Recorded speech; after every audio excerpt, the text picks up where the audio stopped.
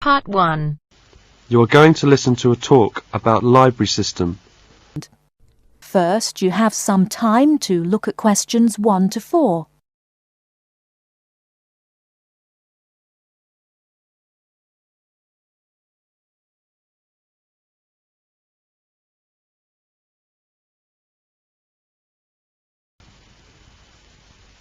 Right, everyone, my name is Kathy Smith. I'd like to give you a brief introduction about the library system. Every good student should learn how to use the library. If you have to do a research project, the library is the place to go to for information. Libraries contain books and periodicals, magazines and newspapers on many different subjects. To find the information you need, you must know how to use the library. All libraries are organised in much the same way. Every library houses a collection of books. Many libraries also have periodicals, films and records. All the books in a library can be classified under 2 main categories, fiction and non-fiction. Books of fiction contain stories that were made up by the author. Books of non-fiction contain factual material. When doing research, you use non-fiction books because you are looking for factual information. All the fictional books in a library are grouped in one section. They are arranged alphabetically by the last name of the author. Many libraries also label the spines of all books of fiction with the letters FIC or F. All libraries have a system for organising and classifying non-fiction books. The most widely used system is the Dewey Decimal System. It was designed by an American librarian named Melvin Dewey. It is called a decimal system because it divides all non-fiction books into 10 major categories. These are further divided into subdivisions. Before you hear the rest of the conversation, you have some time to look at questions 5 to 10.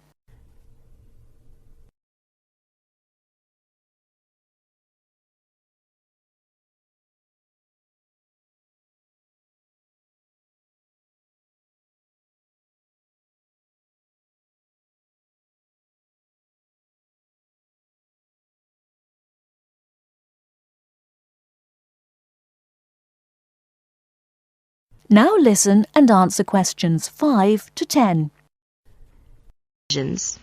For example, all science books are numbered from 500 through 599.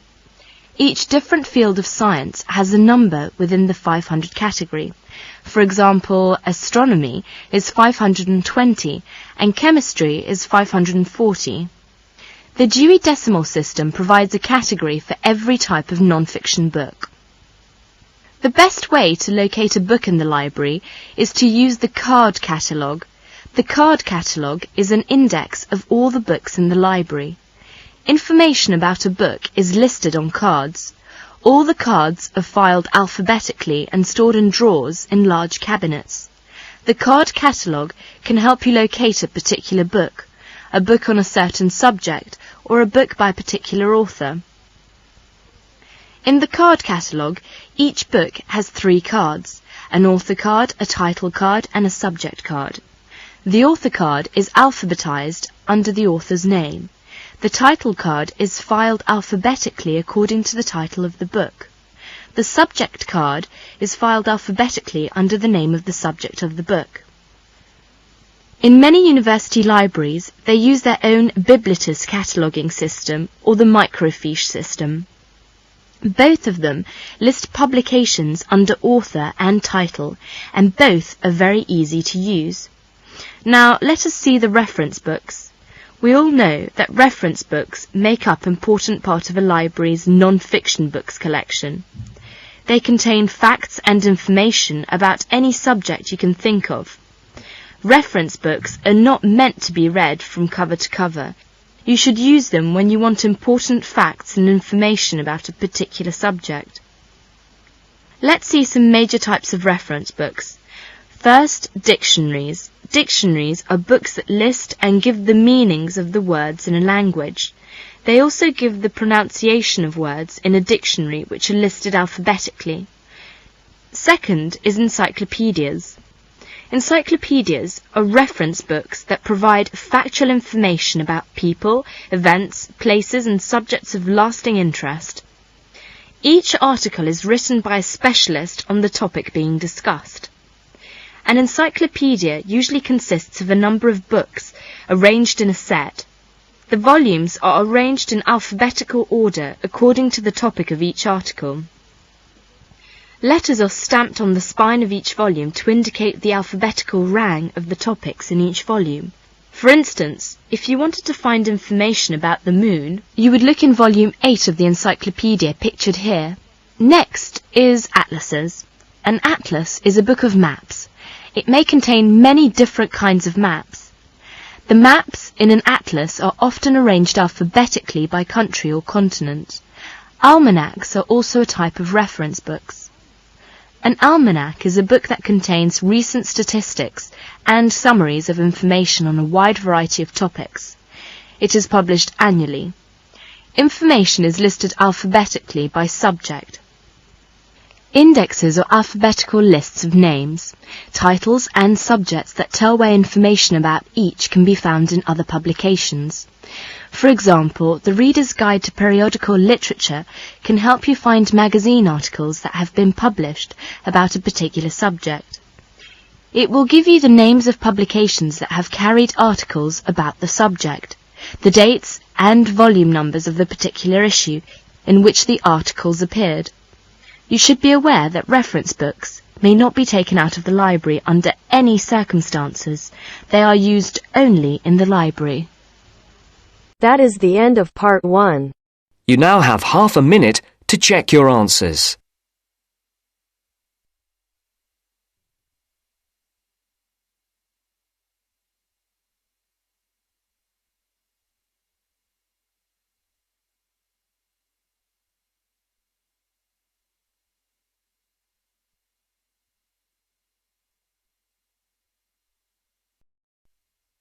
Now turns to part 2. Part 2. Listen to the guided tour commentary and answer questions 11 to 20. You now have some time to read questions 11 to 20 first.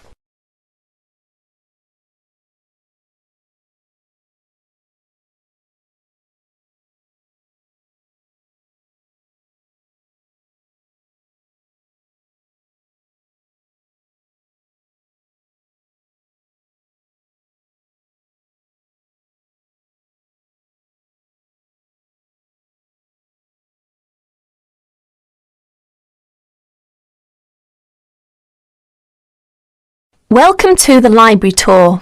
We'll begin our tour of this level of the library here at the entrance.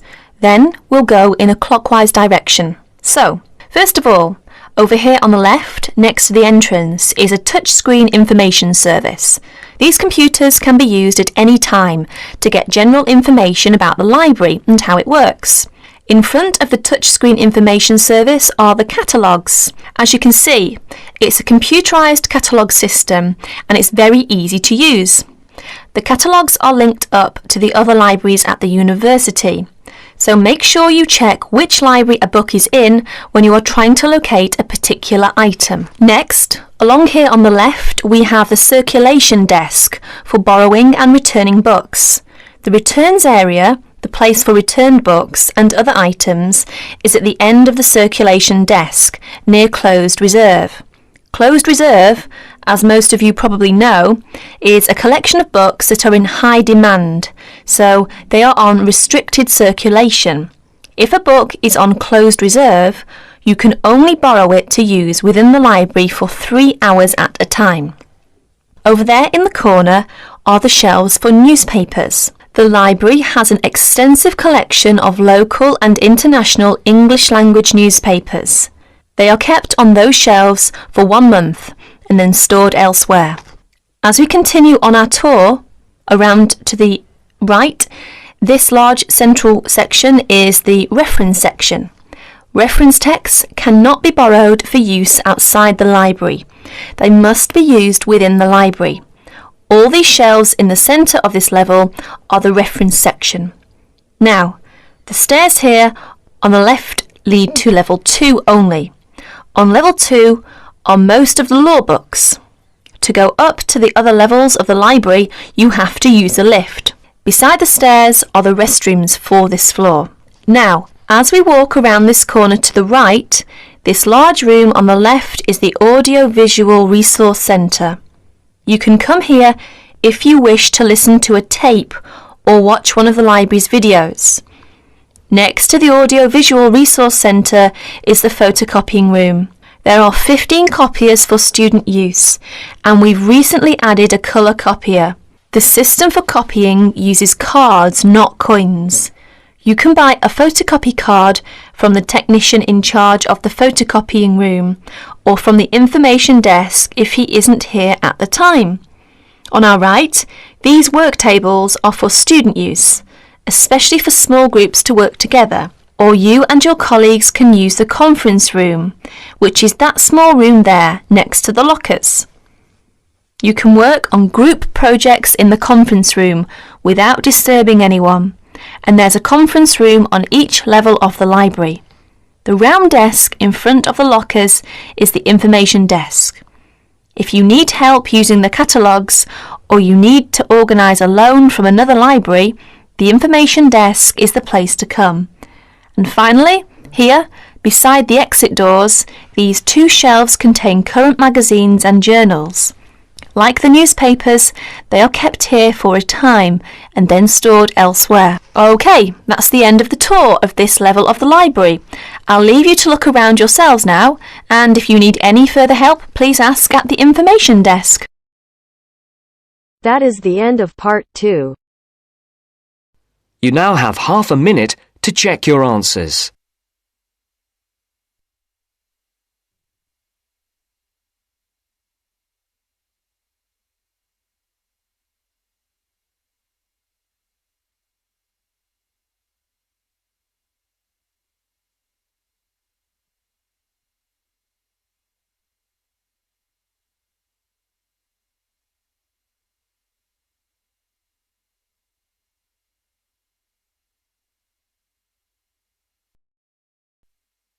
Now turns to part 3.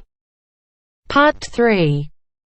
You will hear a conversation between 2 flatmates, Craig and Don, who are looking for a third person to share their flat. First, you have some time to look at questions 21 to 25.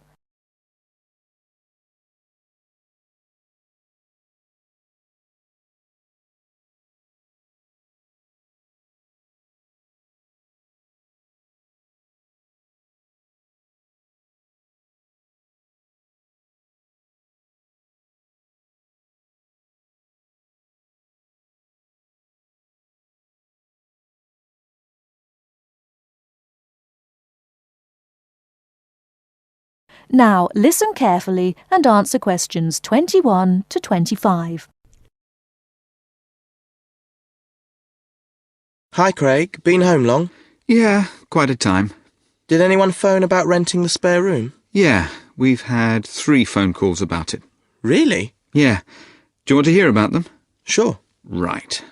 The first one was called Phil Parrott. Uh-huh.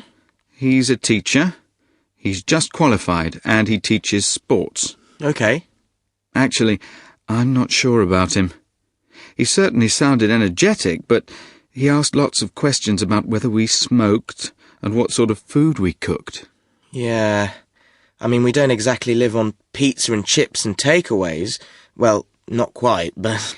But he might be a bit too health conscious to really fit in with the sort of life we lead. Yeah. And he asked a lot of questions about the room. He said he needs a big room because he's got lots of sports equipment. Well, that's OK. The room's quite big, but I'm not so sure about him. What about the second one? He was called David Spencer. Spender? No, Spencer. C-E-R. He works at Cooper Long. You know, the big company on Broad Street. He said he was a lawyer. Oh. I'd have thought in that case he'd be earning enough to rent his own place. I wonder why he wants to share a flat. Well, he didn't say. He's quite a bit older than us. He did say he's just moved down here from the north of England. He seemed very quiet, actually. Maybe he wants to meet some new people. I got the impression he was a hard-working kind of person who doesn't go out all that much. Right. But he sounded okay. Oh, one thing, though. He said he wouldn't be staying in the flat at the weekends, so he wants to pay reduced costs for gas and electricity, because he's only here 5 days out of 7. Oh, I'm not sure about that. What do you think? Well, I suppose it's fair, but it all sounds a bit complicated.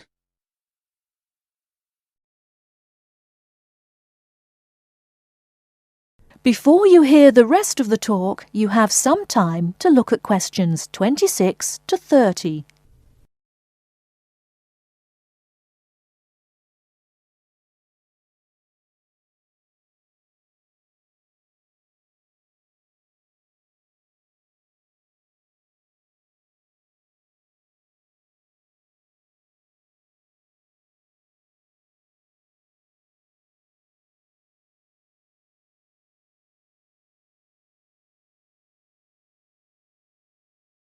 Now listen and answer questions 26 to 30. Anyway, there was a third person, Leo Norris. Yes? He's an engineer. Oh, yeah? And he's about our age. Right. What did he sound like? Well, actually, he was really funny. I couldn't stop laughing when I was talking to him. He said he was very lazy and never got up until noon at weekends, and I said that wouldn't be a problem here. No, certainly not. But actually, I suspect he was joking when he said he was lazy. I think he lives life as it comes. He's certainly not competitive or stressed, but he likes cycling and things like that. He sounds like an outdoor type. Anyway, I thought he sounded as if he'd fit in. He wanted to check if there was somewhere safe for his bicycle. That's not a problem. No, he can leave it in the garage with my car. So did you get his contact details? Yes, he left his mobile number. It's 0777 687 2433. And does he want to move in straight away? Well, he's paid his rent in his present place up to the 31st of September, but he said that if possible he'd like to move in a bit before then. He said the 28th of September. And he was okay about the rent? Yeah, he said it was fine. Right. So shall we give him a ring and see if he wants to come round and... That is the end of part 3. You now have half a minute to check your answers.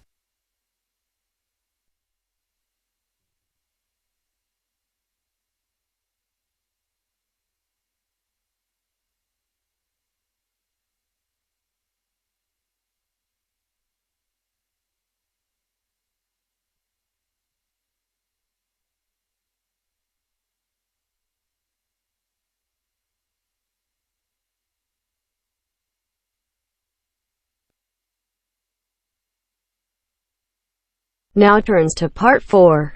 Part 4. Section 4.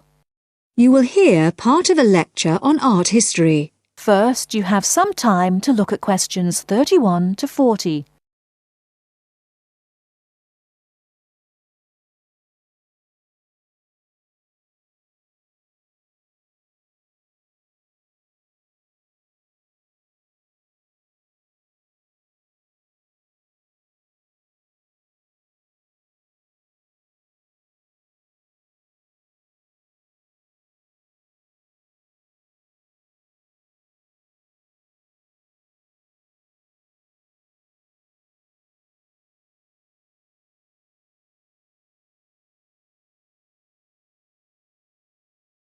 Now listen carefully and answer questions 31 to 40. In the last lectures, we looked at the art of the ancient Egyptians, and then considered the art of other ancient Mediterranean civilizations, in particular Greece and Rome. We're now going to return to Egypt to consider a set of very unusual pictures known as the Fayoum portraits. The Fayoum is a lush green area about 100 kilometers west of Cairo. Following the conquest of Egypt by the Greek warrior Alexander the Great in 332 BC, large numbers of businessmen and officials who had come over from Greece settled in this fertile region with their families. They gradually adopted some features of Egyptian culture, including the practice of mummification, embalming the bodies of their dead and wrapping them in linen bandages in order to preserve them as mummies. The name actually comes from an Arabic word meaning an embalmed body. These newcomers made one distinctive innovation, though. After binding the mummy, they laid over the face a picture representing the person inside. The portraits look like oil on canvas, but they were actually produced using a technique called encaustic, where the artist applies pigmented wax to a wooden board with a small spatula.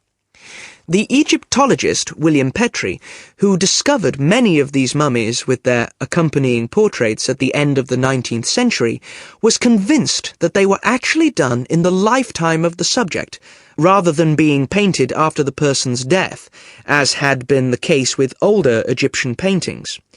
He felt they were very different from the traditional stylized images that had been used on Egyptian mummy casings in previous centuries, and was convinced that they were actually portraits giving a realistic depiction of the person. He pointed out that the boards on which they were painted showed signs of having been cut down to size to fit within the mummy bandages. To him, this suggested that they may have originally been larger and been hung in the houses of the owners during their lifetimes.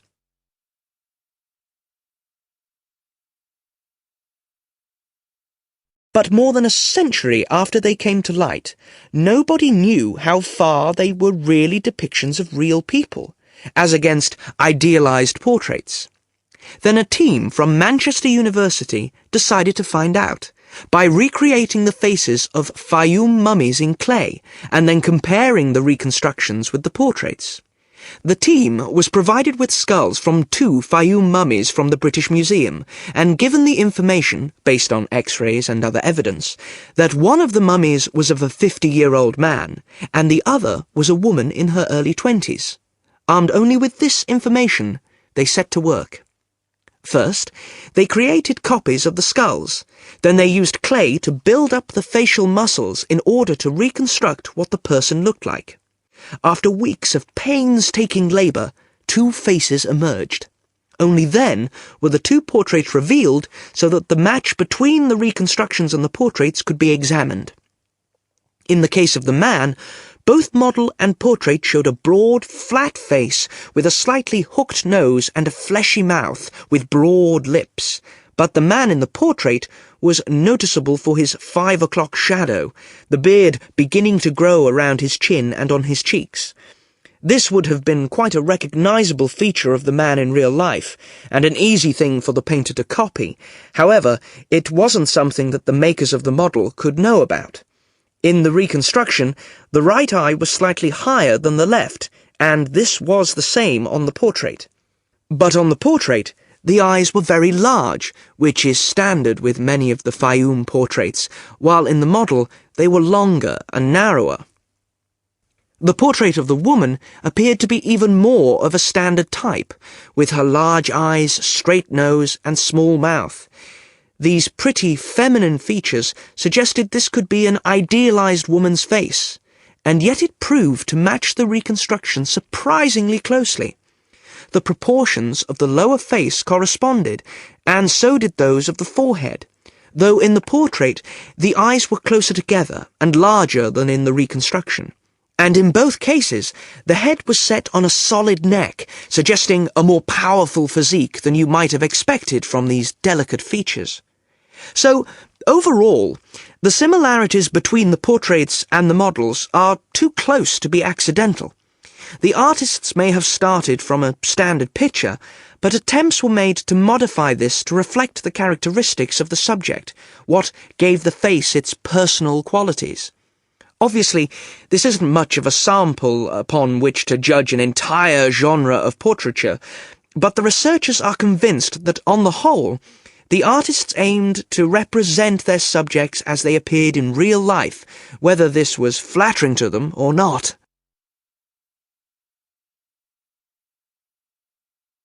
That is the end of part 4. You now have half a minute to check your answers.